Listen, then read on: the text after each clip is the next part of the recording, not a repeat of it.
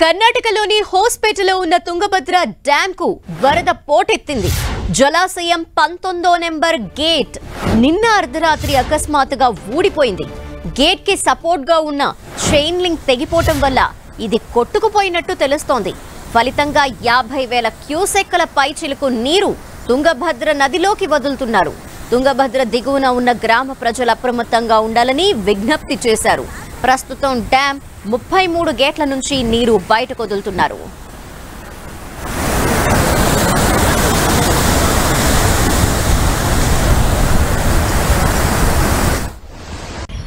Tungabhadra dam gate కొట్టుకుపోయింది అనేటువంటిది తెల్లవారుజామున తెలిసిన వెంటనే రాష్ట్రంలో ఉన్నటువంటి ఉన్నతాధికారులందరినీ కూడా అప్రమత్తం చేయడం జరిగింది. దాని తర్వాత డ్యామ్ అధికారులతో మాట్లాడి ఏం జరిగింది అనేటువంటి తెలుసుకుని తెల్లవారుజామున ఎప్పుడో గేట్ కొట్టుకుపోవడం, దాని నుంచి పెద్ద ఎత్తున నీరు వృధాగా నదిలేకపోవడం జరుగుతూ ఉంది.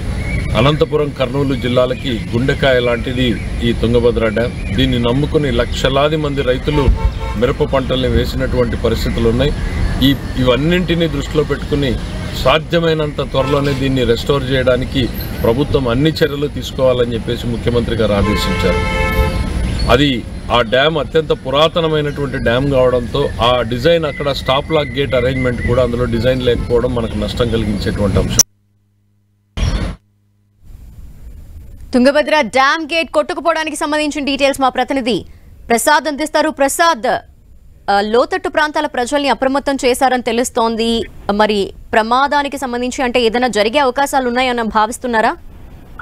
ధనలక్ష్మి, ఏదైతే కర్ణాటకలో ఉన్నటువంటి తుంగభద్ర డ్యామ్ గేటు కొట్టుకుపోవడంతో మొత్తం ఆంధ్రప్రదేశ్ అదేవిధంగా తెలంగాణ ప్రజలు మాత్రం తీవ్ర ఆందోళనకు గురవుతున్న సందర్భం కనిపిస్తూ ఉంది. 33 గేట్లలో ఒక గేటు 9వ నెంబరు గేటు కొట్టుకపోవడము, అది ఆ డ్యామ్ లోనే పడిపోవడంతో మాత్రము నీటి వృధా కావడంతో ప్రజలు మాత్రము ఆగ్రహాన్ని వ్యక్తం చేస్తున్నారు. అదే విధంగా దాదాపు 60-70 సంవత్సరాల క్రితము ఏర్పాటు చేసినటువంటి డ్యాము గేట్లు ఉండడంతో అవి పాతపడము, చైన్ లింకు కట్ కావడంతోనే ఈ గేటు కొట్టుకుపోయిందనేది అధికారులు చెబుతూ ఉన్నారు. డ్యామ్ నుండి దాదాపు 40-50 వేల క్యూసెక్కులు నీరు వృధా అవుతుండడంతో రైతులు మాత్రం ఆవేదన వ్యక్తం చేస్తున్న సందర్భం కనిపిస్తుంది.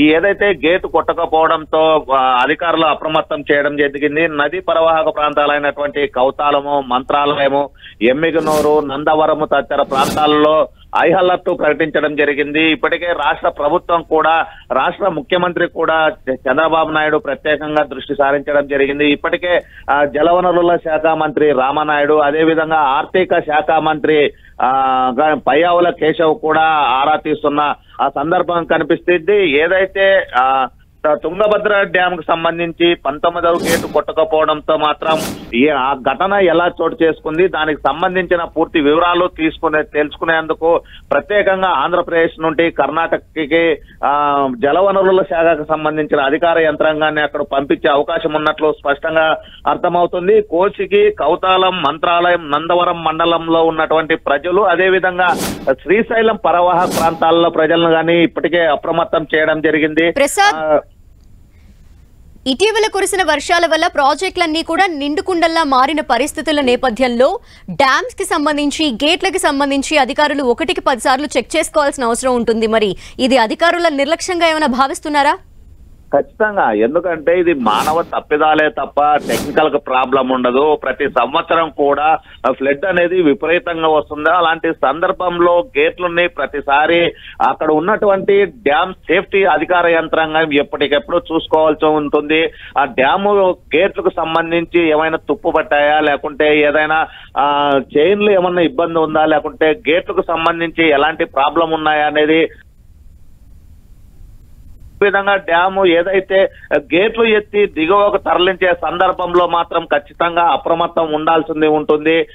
ఆ నిర్లక్ష్యము, మానవ తప్పిదాలే ఇవన్నిటికి కారణాలు అనేది స్పష్టంగా అర్థమవుతుంది. అనేక సందర్భాల్లో అధికార యంత్రాంగాలు హెచ్చరిస్తుంటాయి. అదేవిధంగా డ్యామ్ సేఫ్టీకి సంబంధించిన ప్రత్యేక బృందాలు కూడా అప్పుడప్పుడు డ్యాముల్ని విజిట్ చేస్తుంటాయి. ఆ సందర్భంలో ఏదైతే డ్యామ్ కు సంబంధించిన అధికార యంత్రాంగం ఉంటుందో వారికి కూడా ప్రత్యేకంగా వాళ్ళు హెచ్చరికలు చేస్తూ ఉంటారు. ఏదైతే ప్రతి సంవత్సరం కూడా వర్షాభావ పరిస్థితులు, ఎగువ నుండి వస్తున్నటువంటి వరదకు సంబంధించి ఫ్లోటింగ్ పెరగడంతో ఇన్ఫ్లో పెరుగుతూ ఉన్న సందర్భంలో అవుట్ఫ్లో అంటే దిగువ ప్రాంతాలకి థ్యాంక్ యూ ప్రసాద్.